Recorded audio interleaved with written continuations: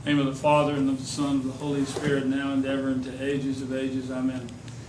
We celebrate today St. Thomas, the Holy Apostle of the 12, the twin, but I will talk more about him tomorrow. But we also celebrate today St. Basileus, who was the Bishop of Amasya. And it's an interesting story about what happened with him.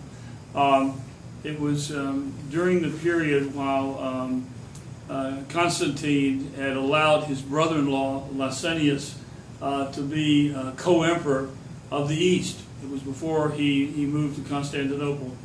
And he had gotten the commitment of Licinius that he would not persecute Christians, but Licinius was really a pagan believer and wanted to put Christians down.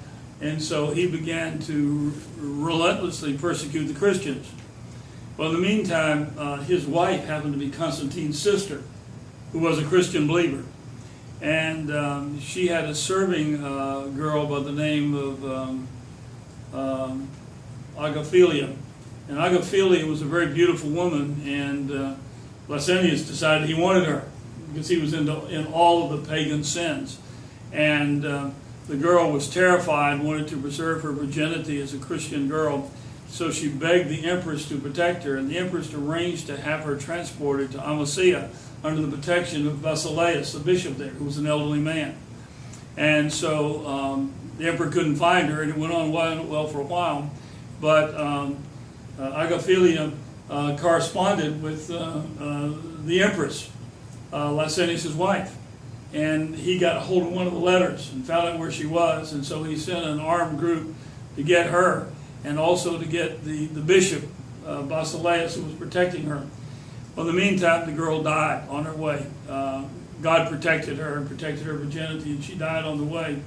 But Amasya was brought to Nicomedia, which was where Licinius' headquarters was, and they tortured him relentlessly, and he finally died.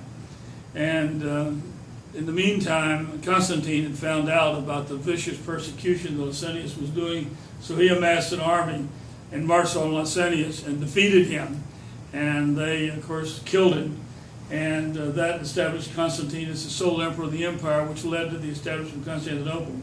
But in the meantime, the priest of Amasya had a dream and found out where the body of Basileus was. And so they retrieved him and buried him in the church, the cathedral church in Amasya that he had built himself. He had created the church.